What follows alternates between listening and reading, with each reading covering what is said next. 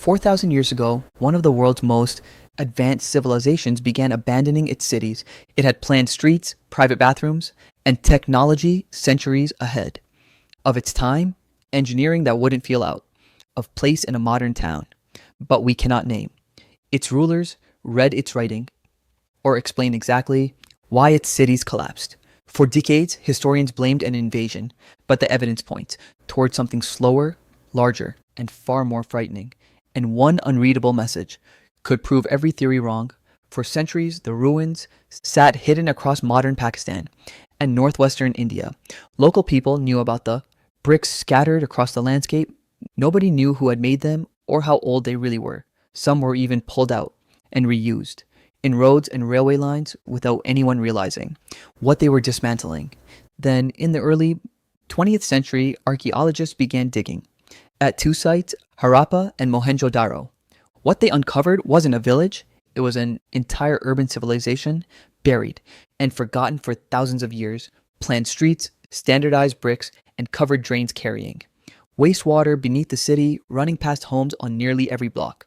Some houses even had private washing areas connected directly to that drainage system, a level of household plumbing rarely seen at this kind of scale anywhere else in the ancient world. But that created a bigger mystery. In Egypt, pharaohs carved their names into monuments. In Mesopotamia, rulers recorded wars and laws on clay tablets. The Indus people left almost nothing that identifies a single ruler. These cities were organized with extraordinary consistency. Cities separated by enormous distances used nearly identical bricks, identical measurements, identical designs. Archaeologists have found impressive public buildings, including the Great Bath at Mohenjo-daro, a large sunken pool lined with waterproofed brick, likely used for ritual bathing. But no unmistakable royal palace, no grand royal tomb, and no monument naming a king. So who was giving the orders? Perhaps merchants, religious authorities, or councils shared power, negotiating decisions no single throne ever had to make alone. Without readable records, we cannot know. We can't even read their own name for themselves. Indus Valley Civilization is a name we invented centuries later for people who never called themselves that, and likely never imagined would be studied at all. What we do know, they were master traders, beads, pottery, tools, carved seals. Some of it turning up as far away as Mesopotamia, carried along routes stretching across deserts, mountains, and sea. This wasn't an isolated society hiding in a river valley. It was part of an international network, exchanging goods with civilizations that never saw an Indus city firsthand. Then, around 1900 BCE, that world began to change. This civilization didn't vanish overnight. Cities lost population gradually, over decades rather than years. Trade slowed, standardized systems faded, and people drifted toward smaller settlements scattered across the countryside. What forced one of history's greatest urban civilizations to abandon city life? Theory 1. Invasion. For decades, this was the answer everyone reached for first. Outsiders arriving, cities falling, a clean and dramatic ending. Archaeologists have found no convincing evidence that one massive invasion destroyed the entire civilization. No mass graves stacked with weapons, no single layer of ash marking one catastrophic night across the region.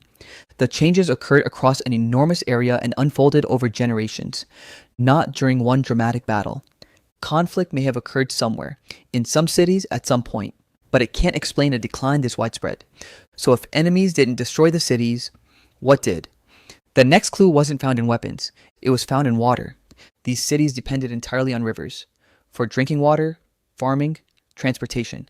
But rivers aren't permanent roads. They flood, they shift, they abandon their old paths completely, sometimes carving a new channel just a few miles away from where they used to run.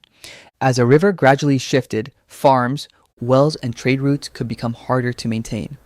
Over generations, a city could lose the water system that had made it possible in the first place. At Mohenjo-daro, evidence shows flooding struck more than once, silt and debris burying entire neighborhoods. Each flood made rebuilding more expensive, and remaining in the city less practical than simply moving on. But shifting rivers were likely only a symptom of something bigger. The climate itself was changing. Research suggests the monsoon became weaker and less reliable across much of the region during exactly the period this civilization declined, based on sediment and pollen records pulled from ancient lake beds. Rainfall became less reliable, harvest became less secure, food surpluses shrank, Trade weakened and families moved toward regions with more dependable water, leaving fields and workshops behind them. Eventually, a city built for thousands simply runs out of reasons to keep existing. Its fields empty and its wells running dry one season at a time. At this point, the mystery seems solved. Changing rivers and a weakening monsoon destroyed the cities, but one piece of evidence refuses to fit neatly into that explanation, no matter how the timeline gets rearranged. Nobody can read their writing. Thousands of short inscriptions exist, carved into small seals, tablets, and everyday objects. Most are extremely short, often just a handful of symbols. There is no known bilingual key, no equivalent of the Rosetta Stone, pairing these symbols with a language we already understand. And the underlying language itself remains uncertain, debated by linguists for over a century. Look at these symbols. What do you think they recorded? Names, goods, prayers, or something else entirely? If it were ever deciphered, it might provide clues about how these cities were governed and what changed during their final centuries, filling in a gap no other source has ever been able to touch. So which theory is correct? Probably none of them alone. Rivers shifted in some places, floods hit certain cities, the monsoon weakened across the region, trade networks reorganized, one broken link at a time, and slowly, city by city, an urban system with no single point of failure quietly ran out of reasons to hold together.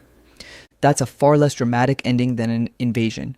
It's also far more unsettling, because it means a civilization doesn't need a villain to fall, no enemy at the gates, no single day marked on a calendar. It just needs several small problems arriving at exactly the same time, each one making the other slightly worse until the whole system quietly stops working. Today, the ruins still stand. Streets and brick walls at Mohenjo-daro, worn smooth by 4,000 years of wind and rain. Massive engineered reservoirs at Dolaveira, showing centuries of gradual change rather than a single catastrophic ending, carved into rock by people who expected their city to last. The people did not simply disappear. Communities migrated, adapted, and contributed to later cultures across the region, carrying pieces of that world forward without anyone writing it down. What collapsed was the interconnected urban system that had supported the great cities, not the people who once filled them. Somewhere beneath the ground, right now, a longer inscription may still be waiting. Yeah, perhaps even one paired with a language we already understand. The single discovery that could finally break a century of silence. 4,000 years ago, these cities fell silent, and until we learn to read their symbols, we may never know what they were trying to tell us.